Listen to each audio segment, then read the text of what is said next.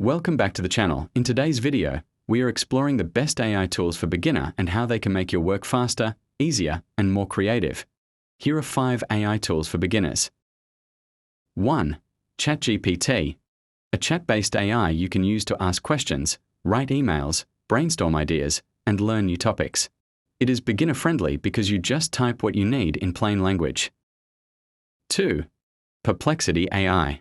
An AI search tool that gives answers with sources, so it is great for research and fact-checking. Beginners like it because it feels like a smarter search engine and helps build good habits early. 3. Canva Magic Studio. Useful for making social media posts, flyers, presentations, and other visuals without needing design experience.